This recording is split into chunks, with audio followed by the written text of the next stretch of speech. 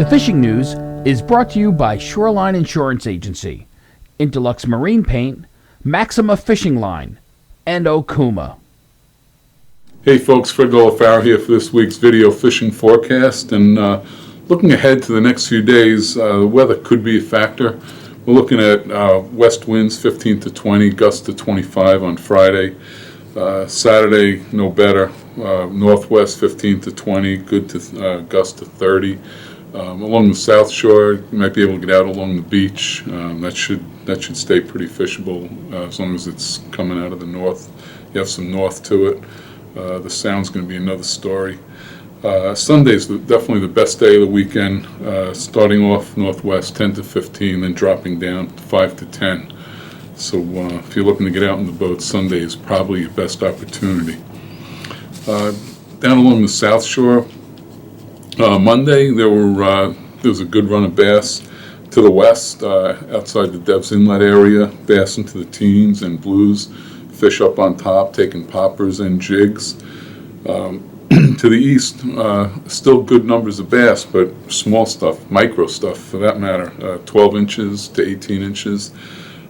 Really haven't had any reports the last couple of days of any better quality fish other than those little micros from like Fire Island, Mauritius, those areas to the east. The offshore wreck fishing's still going gangbusters. The Super Hawk on Sunday and Monday, both days had loads of huge sea bass, including a pool fish of 7.1 pounds. They had cod to 24 pounds, big porgies. They also had some pollock for the day.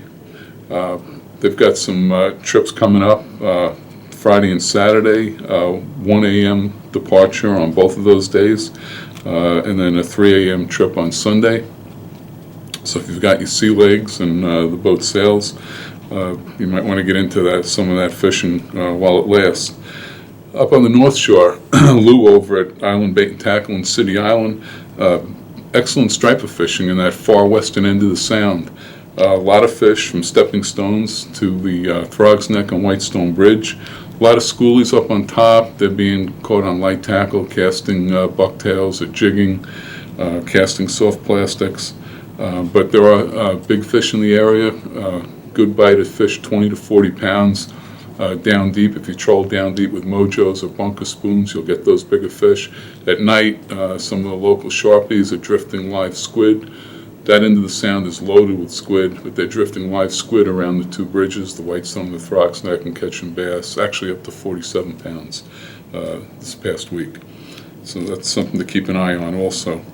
Further east in the Sound, there's middle grounds. Just today, in fact, Wednesday, a buddy of mine was out, some loads of small bass, like 24 to 28 inches, fish all over up on top, catching them casting or jigging.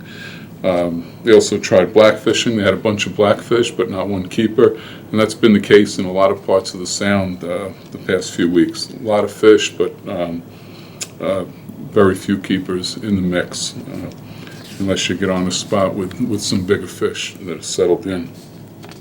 On the east end, the Viking was out Tuesday doing the run to Block Island.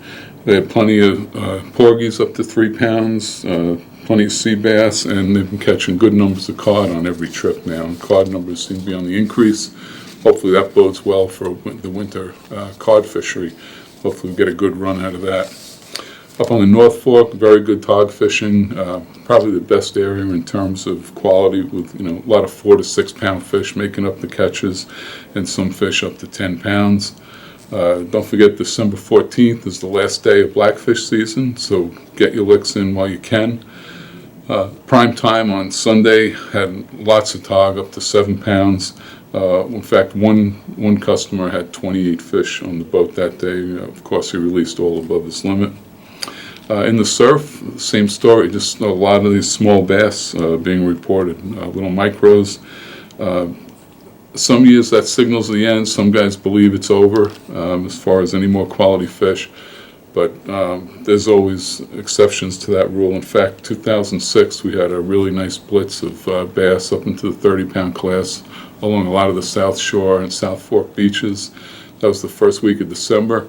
I checked back on my notes, and the week before it was nothing but these little micros along the beaches, and a lot of guys had packed it in. And that week, those big fish showed up. Everybody came out of the woodwork. The beaches were mobbed again. So, you never know. Just keep your ears open and keep your gear ready, and just might get lucky. This Sunday, Surfcasters Journal Holiday Flea Market takes place at Hofstra University Student Center. Hours are 9 to 2:30 in the afternoon. Admission's $10. Under 12 kids are free, and there's a free gift to the first 300 at the door. There's also 2 free seminars being conducted by John Skinner. Till next week, I'm Fred Golofaro for thefisherman.com. The fishing news is brought to you by Shoreline Insurance Agency, Interlux Marine Paint, Maxima Fishing Line, and Okuma.